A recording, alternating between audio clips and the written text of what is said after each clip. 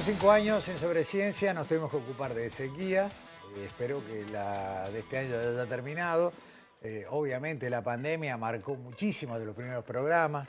Estuvimos abajo del mar el año pasado con Uruguay Sub-200 y hay temas que se han repetido mucho porque corresponde, lo que tiene que ver con la salud humana, con las preocupaciones sobre la evolución de algunos agentes y determinadas cosas que hacen a la epidemiología, y en eso te has metido para arrancar, Alexandra Perroni. Sí, Gustavo, bueno, hace 5 años estábamos hablando de la pandemia, del SARS-CoV-2, de las alertas sanitarias, con Daniel hablábamos de vacunas también, y bueno, vamos a hablar un poco de todo eso, pero desde el punto de vista de la epidemiología. Y para eso hablamos con el doctor Gustavo Gagliano, que él es médico epidemiólogo, es jefe de la Dirección Nacional de Sanidad de las Fuerzas Armadas, de epidemiología, y bueno, y es también asesor de organismos internacionales en lo que tiene que ver con alertas epidemiológicas, con enfermedades transmisibles.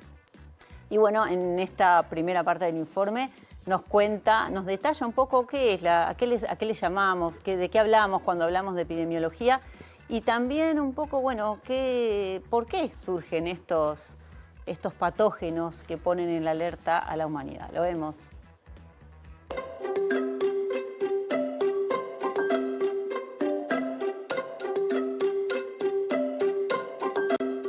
Cuando hablamos de epidemiología, tenemos que tener en cuenta que siempre estamos trabajando sobre un grupo de población.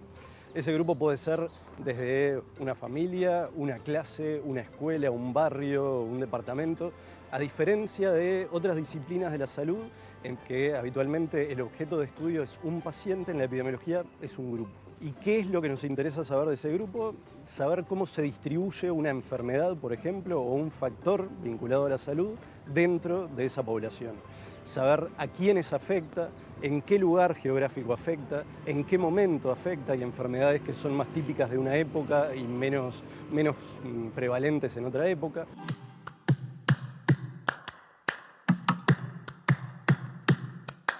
Podríamos decir que la epidemiología es casi como la alerta temprana de la salud pública, porque nos permite, antes de que pasen las cosas o cuando están empezando a pasar, identificarlas y tomar las medidas de control. En la historia de la humanidad hay y es esperable que sigan habiendo emergencias de diferentes patógenos. Habitualmente los patógenos que más impacto han provocado a nivel de la salud pública han sido agentes virales, pero también pueden ser otros agentes como por ejemplo bacterias. Y diferentes factores son los que hacen que se den estas emergencias. Por ejemplo, si hablamos de virus, ellos tienen la capacidad de adaptarse a diferentes ambientes, a diferentes estímulos del ambiente, y así poder irse modificando justamente para el poder propagarse a nivel de la población. Una característica de esto es hay virus que son específicos de otras especies no humanas y tienen la capacidad de modificarse como para poder infectar al ser humano y luego transmitirse a través de persona a persona en humanos. El SARS-CoV-2 específicamente, el impacto que provocó no tiene precedentes en otro agente a nivel mundial. Si bien han habido diferentes pandemias en la historia de la humanidad, pero el impacto que tuvo en todos los niveles a nivel poblacional es el más trascendente sin lugar a dudas.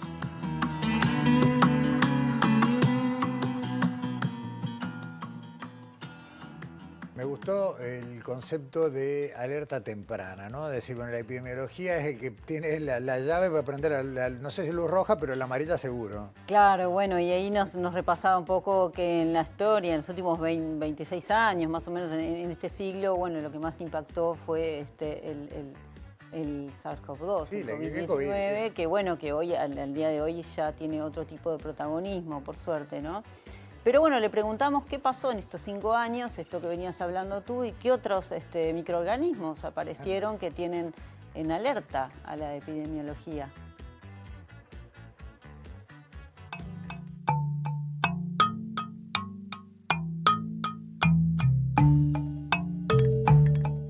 Luego de la pandemia, en estos últimos años, la epidemiología no quedó tranquila y de hecho han aparecido varios otros virus que han generado o alarma o por lo menos la necesidad de realizar actividades específicas. Un ejemplo es la gripe aviar, que es un virus específico que afecta sobre todo a aves, pero el riesgo es que ha pasado a mamíferos y se han identificado algunos casos en humanos. Hasta ahora los casos en humanos no han podido transmitir de persona a persona, o por lo menos no en gran proporción, pero es uno de los virus que es bien importante el que se mantenga vigilado, que de hecho se está haciendo a nivel de todo el mundo. Por otro lado, tuvimos en el 2024, tuvimos el brote de Mpox o Monkeypox o viruela símica que se denominó inicialmente, que fue considerado como una emergencia de salud pública de importancia internacional por la OMS, por las características en las que se presentó. Y más reciente, durante el invierno del hemisferio norte, este año, hubo un aumento en el número de casos de gripe, particularmente un nuevo subclado de la influenza ya conocida, de una influenza A, que fue el subclado K, que llevó a que hubiese mayor número de casos y mayor número de internaciones. Estamos esperando qué es lo que va a pasar en el hemisferio sur en estos meses de invierno.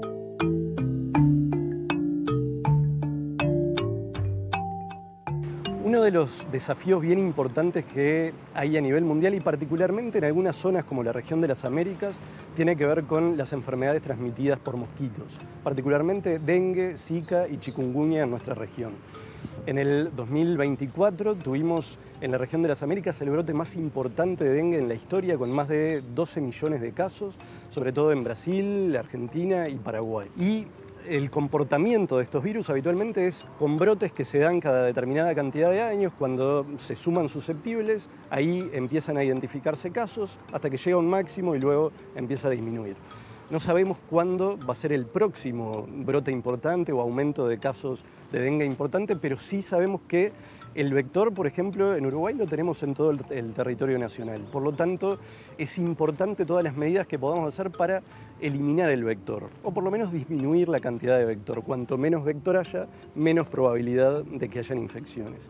Y para eso, lo que es bien importante es que cada uno de nosotros podemos hacer algo para limitar o disminuir el número de vectores. ¿Cómo? Tratando de eliminar los criaderos o los lugares de agua quieta, ¿sí? Agua limpia, quieta que tenemos en los domicilios de nosotros, y de esa forma poder limitar la cantidad de mosquito que hay. Porque la fumigación no es una medida de control para utilizarla todos los días. Si fumigamos en forma frecuente vamos a generar resistencia. Por lo tanto, se reserva únicamente para aquellas situaciones de riesgo como un brote, por ejemplo. Pero, insisto, todos podemos hacer algo como para por lo menos controlar la cantidad de vector que existe.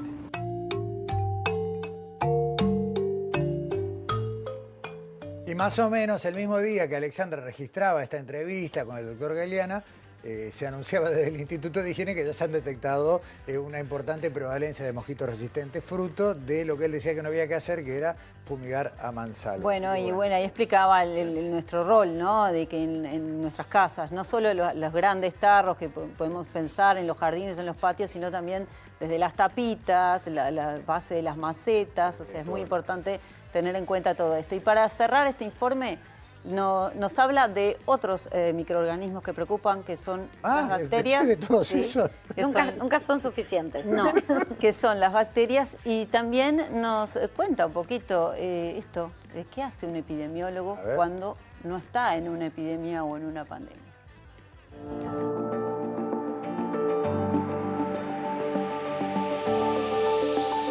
Otro de los desafíos que hay dentro de la salud pública tiene que ver con la resistencia a los antimicrobianos que están desarrollando muchas bacterias o algunas bacterias a nivel mundial.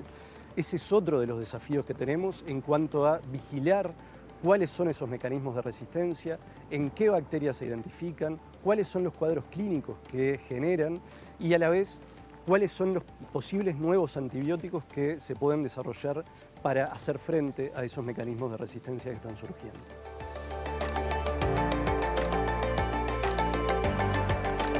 Una pregunta que nos hacen muchas veces a los epidemiólogos es ¿qué hacemos cuando no hay una pandemia o una epidemia? Y en realidad estamos trabajando para evitarlas, justamente, porque en el día a día surgen diferentes eventos que tienen implicancias de acción desde un epidemiólogo, justamente para controlar la situación en ese momento que se identifica.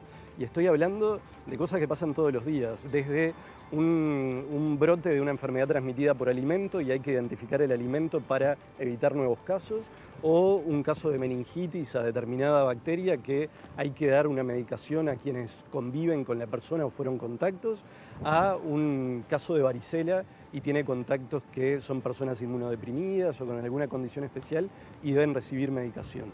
Entonces, en el día a día, por más de que no hay una pandemia, hay trabajos dentro de la epidemiología justamente para controlar las enfermedades y que puedan no generarse brotes, no generarse epidemias y no generarse pandemias.